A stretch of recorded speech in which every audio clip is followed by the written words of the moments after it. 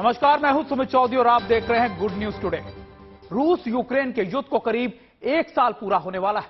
पिछले 1 साल में रूस ने यूक्रेन पर जितने ताबड़तोड़ हमले किए हैं, उसे यही लग रहा है कि रूस का मकसद सिर्फ और सिर्फ यूक्रेन को दुनिया के नक्शे से साफ कर देना है। लेकिन पिछले 1-2 महीनों में लगातार बढ़ते अंतर्राष्ट्रीय दबाव के बाद ऐसा भी लगने लगा है कि शायद रूस अब धीरे धीरे इस युद्ध से पीछे हटने की रणनीति पर काम कर रहा था। लेकिन जब इस युद्ध को लेकर सभी ये मान रहे थे, उसी वक्त शायद अब ये जंग रुक जाए। लोग ये मान रहे थे कि शायद ये जंग रुक जाए, शायद रूस के हमले थम जाए, शायद दुनिया पर मंडराने वाले थर्ड वर्ल्ड वॉर का खतरा टल जाए। ठीक उसी वक्त एक बार फिर रूस की बदले वाली सनक अपने चरम पर पहुंच चुकी है। रूस ने एक बार फिर यूक्रेन की राजधानी समेत कई बड़े शहरों पर अपने हमले तेज कर दिए हैं। ये हमले इतनी तेजी से किए जा रहे हैं कि पिछले 24 घंटों में यूक्रेन के हर शहर अंधेरे और धमाकों से गूंज उठा है। देखिए रिपोर्ट।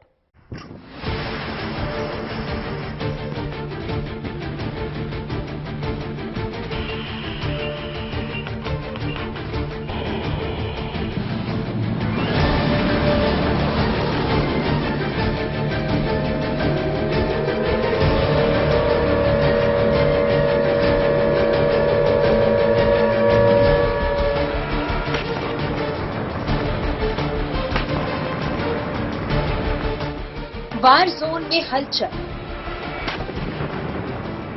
फिर बजा खतरे का सायरन, फिर तेज हुई जंग।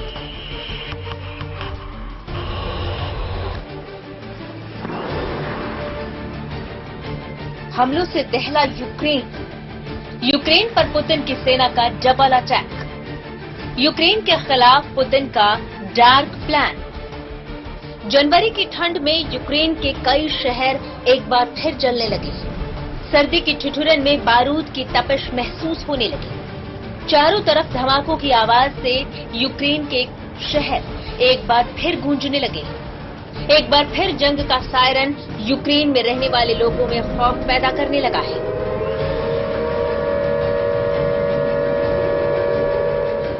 राजधानी कीव से लेकर खेरसौन तक एक बार फिर डर, मातम और खौफ का साया मंडराने लगा है। वजह है पुतिन की सेना ने यूक्रेन के शहरों को एक बार फिर टारगेट करना शुरू कर दिया है। राजधानी कीव हो या खेरसौन, खार्किव हो या फिर डोनेत्स्क, रूस की मिसाइलें एक बार फिर इन शहरों पर आग उगलने लगी है। एक के बाद एक रूस की सेना ने यूक्रेन के शहरों पर मिसाइलों की बारिश की।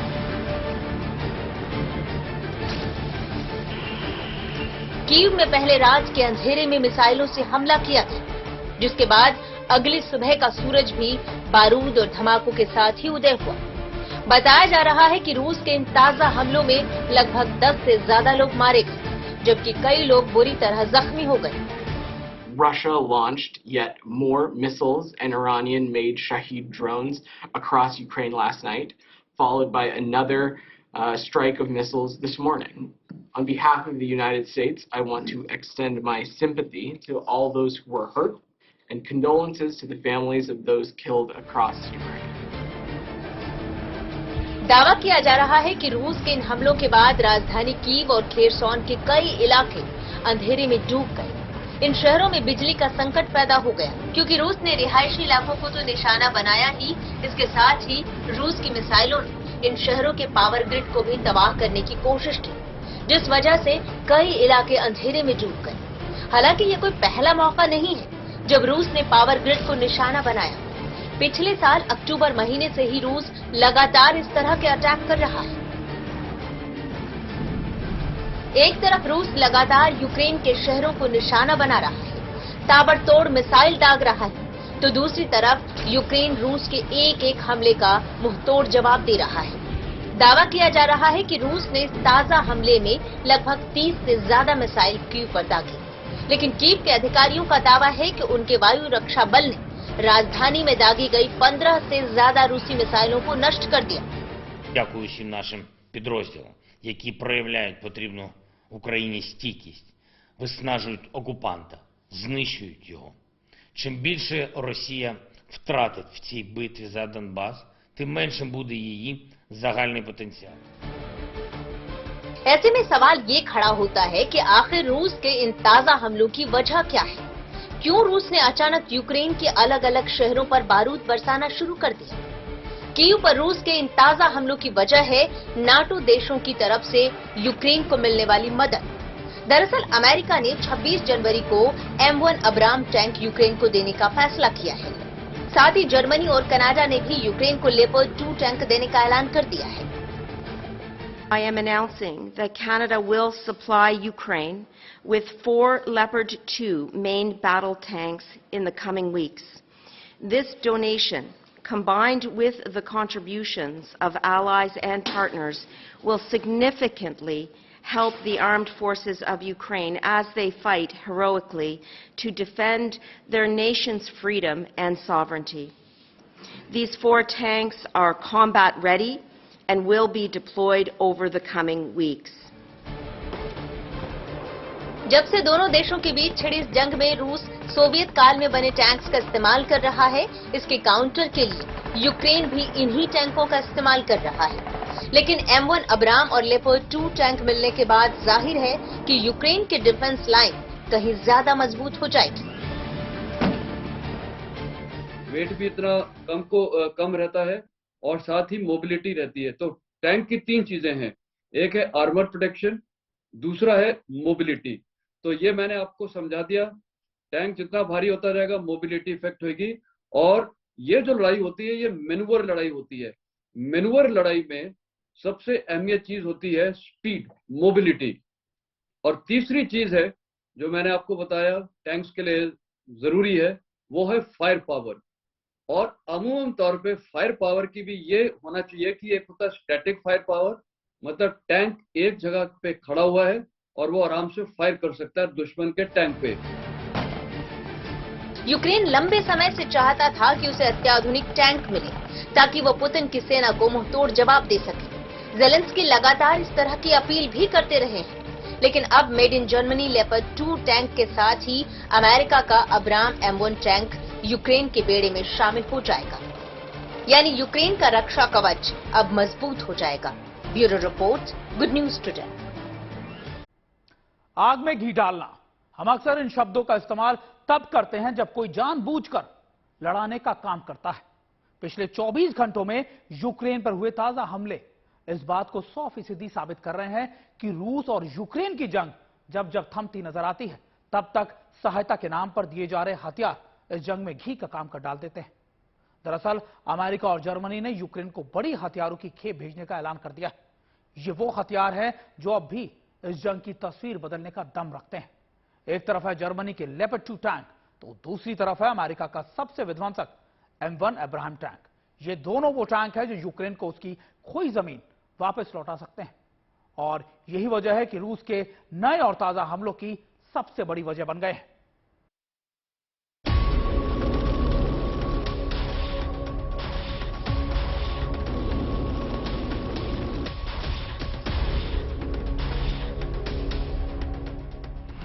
यही वो 2 टैंक हैं जिसने रूस के गुस्से की आग को भड़का दिया है। एक है जर्मनी का जंगबाज लेपर्ड 2 टैंक, तो दूसरा है अमेरिका का सबसे विध्वंसक टैंक M1 अब्राम। इन्हीं 2 टैंकों से जुड़ी खबर ने रूसी राष्ट्रपति के पारे को 7वें आसमान पर पहुंचा दिया है। दरअसल रूसी सैनिकों के साथ मुकाबले के लिए अमेरिका ने यूक्रेन को 31 M1 अब्राम युद्ध टैंक भेजने का ऐलान किया है। अमेरिकी राष्ट्रपति जो बाइडेन ने 26 जनवरी को ट्वीट कर यूक्रेन को M1 अब्राम टैंक देने का ऐलान किया। जो बाइडेन ने ट्वीट में लिखा, मैंने घोषणा की है कि संयुक्त राज्य अमेरिका यूक्रेन को 31 अब्राम टैंक्स भेजेगा। ये यूक्रेन की मदद के लिए हमारी प्रतिबद्धता और उनकी सेना के कौशल में हमारे विश्वास का प्रतीक है। जैसा कि मैंने राष्ट्रपति ज़ेलेंस्की से कहा था कि हम यूक्रेन का साथ देंगे। जर्मनी की ओर से लेपर्ड 2 टैंक भेजने पर सहमत होने के बाद अमेरिका का ये फैसला सामने आया है। जर्मनी ने कहा था कि वो लेपर्ड टैंक को तब तक नहीं भेजेगा जब तक अमेरिका अपने अब्राम टैंक को यूक्रेनी बलों को उपलब्ध कराने के संबंध में कोई फैसला नहीं लेता। जर्मनी के साथ कनाडा ने भी यूक्रेन की मदद के लिए लेपर्ड 2 टैंक भेजने का ऐलान किया है। today, I am announcing that Canada will supply Ukraine with 4 Leopard 2 main battle tanks in the coming weeks. This donation, combined with the contributions of allies and partners, will significantly help the armed forces of Ukraine as they fight heroically to defend their nation's freedom and sovereignty. These 4 tanks are combat ready and will be deployed over the coming weeks.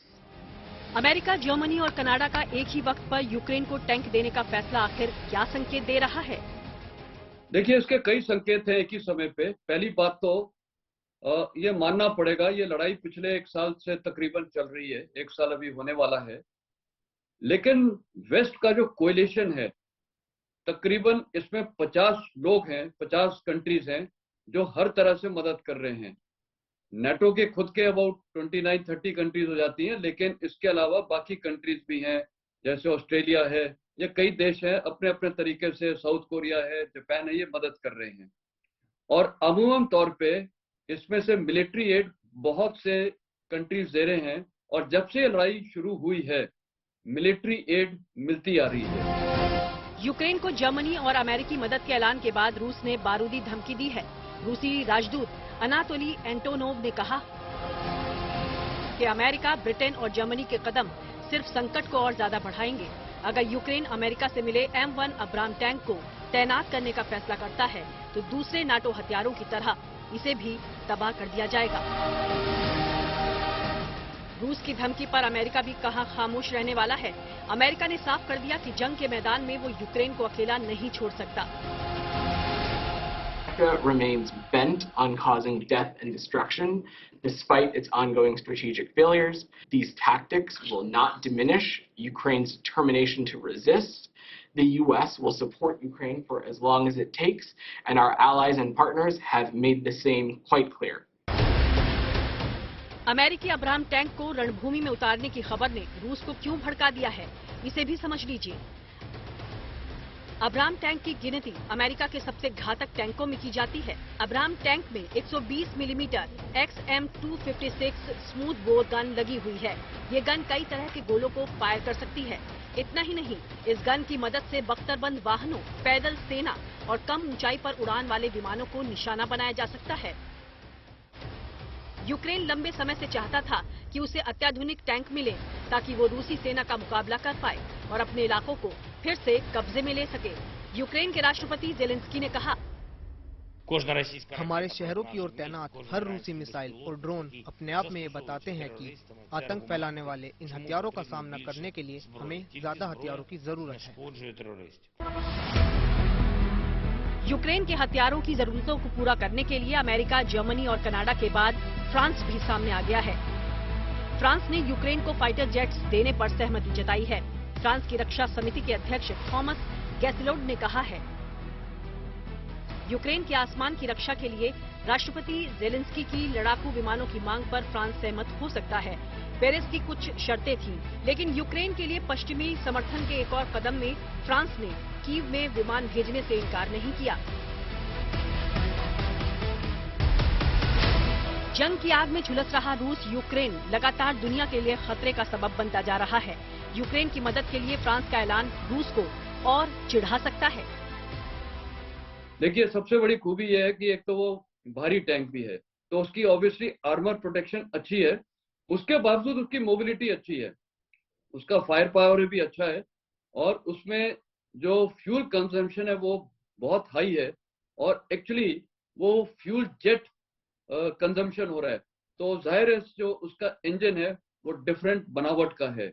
तो इसमें यूक्रेनी सेना को training करने के लिए और logistics सबसे बड़ी चीज है। मैं खुद मेजर जनरल ऑपरेशन लॉजिस्टिक्स रह चुका हूँ एक सदर्न कमांड का, तो मेरे को पता है, तो इसमें बहुत टाइम लगेगा। रूस यूक्रेन युद्ध को 1 साल पूरा होने वाला है। इसके बावजूद रूसी सेना ने अभी तक अपने सबसे ताकतवर टैंक T-14 आर्माटा का इस्तेमाल नहीं किया है, जबकि रूस का दावा है कि उसका T-14 आर्माटा दुनिया का सबसे अत्याधुनिक और शक्तिशाली टैंक है। ऐसे में सवाल उठना लाजमी है कि आखिर रूस ने अपने सबसे ताकतवर टैंक को यूक्रेन के खिलाफ युद्ध के मैदान में क्यों नहीं उतारा। T-14 टैंक सबको पता है, वो मेरे ख्याल 2014 में इसका डिजाइन किया था। उसके बाद शायद 2018 के अंदर एक प्रोटोटाइप आया है। तो अभी तक उसकी मैन्युफैक्चरिंग, लार्ज स्केल प्रोडक्शन शुरू नहीं हुई है। वो रूस का मेन बैटल टैंक माना जाता है। जिस प्रकार भारतीय सेना में आज की तारीख में मेन बैटल टैंक, कल आपने देखा भी था परेड में लिखा था MBT अर्जुन, तो मेन बैटल टैंक मतलब वो भारतीय सेना का सबसे बड़ा और सबसे जरूरी टैंक भविष्य में बनेगा। पर हमारे अर्जुन टैंक की इंडक्शन को भी बहुत साल लगे, तकरीबन 20-25 साल से ज्यादा लगे। तो एक टैंक की टेक्नोलॉजी को लेके आना, और अभी खासकर जब यूनाइटेड स्टेट्स और वेस्ट ने पूरे इकोनॉमिक सैंक्शन लगा रखे हैं, तो मेरे को लगता है ये टैंक जो T-14 टैंक्स हैं अभी तक प्रोडक्शन लाइन में शायद नहीं आए। इधर यूक्रेन के राष्ट्रपति जेलेंस्की ने पश्चिमी देशों से आग्रह किया कि टैंक के साथ साथ उसे अब लंबी दूरी की मिसाइलें और लड़ाकू विमान भी भेजे जाएं। जेलेंस्की ने ये मांग ऐसे वक्त में की जब रूस ने कीव और दूसरे शहरों में रूसी ड्रोन और मिसाइल हमलों में बेगुनाह लोगों की जान गई। Bureau report, good news today. करीब 300 दिन से चल रही रूस यूक्रेन की जंग में हर रोज कुछ ऐसे मंजर दिखाई दे जाते हैं जो बर्बादी और तबाही की दर्द भरी दास्तान बयां करते हैं। इस जंग ने यूक्रेन के शहर तबाह कर दिए हैं, आम लोगों के घर मलबे में तब्दील कर दिए हैं। Shopping mall, cinema hall, school, college तक रूस की सेना ने निशाना बनाकर बर्बाद कर दिया है। अधिकांश लोग देश छोड़कर दूसरे देशों में शरण लेने को मजबूर हो गए या फिर मारे जा चुके हैं। ऐसी तबाही की आग जिसने सब कुछ बर्बाद कर दिया है, लेकिन फिर भी दोनों देश रुकने का नाम नहीं ले रहे।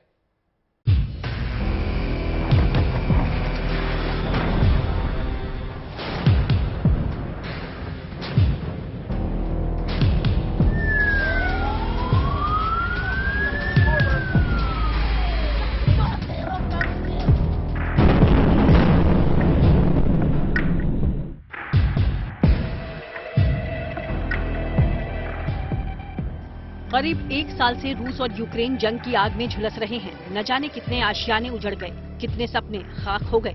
किसी ने अपनों को खोया तो किसी के लिए ये जंग ऐसा नासूर बन गया जो उसे जिंदगी भर टीस देता रहेगा। अब भी यूक्रेन के आसमान पर गरजते फाइटर जेट खौफ पैदा कर देते हैं। टैंकों की गड़गड़ाहट दहशत पैदा करती है। फिलहाल तबाह और बर्बाद होते ये यूक्रेन की पूरी कहानी है। आज अगर यूक्रेन के अलग अलग शहर अपनी किस्मत पर आंसू बहा रहे हैं तो इसका कारण 300 से ज्यादा दिन से चल रही ये जंग ही है। यूक्रेन में फिलहाल भारी बर्बादी के निशान दिख रहे हैं। आम लोगों के घर मलबे में तब्दील हो गए हैं और कुछ जगहों पर बमबारी से बड़े गड्ढे हो गए हैं। शॉपिंग मॉल, सिनेमा हॉल और स्कूल तक को रूस की सेना निशाना बना रही है। 24 फरवरी 2022 की सुबह जब रूस के राष्ट्रपति पुतिन ने यूक्रेन के खिलाफ ऐलान जंग किया था, उससे कुछ ही मिनट पहले रूस के जंगी जहाज पुतिन के इशारे पर यूक्रेन के 100 से ज्यादा सैन्य ठिकानों पर बम बरसा चुके थे।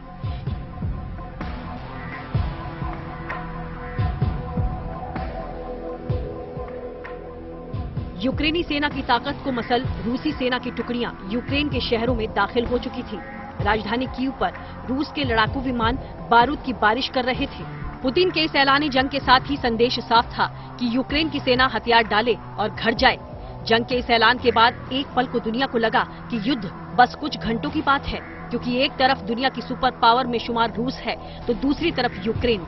सबको लगा कुछ ही घंटों में यूक्रेन सरेंडर कर देगा, लेकिन 72 घंटे तो छोड़िए, दोनों देशों के बीच इस जंग को अब 1 साल होने वाला है।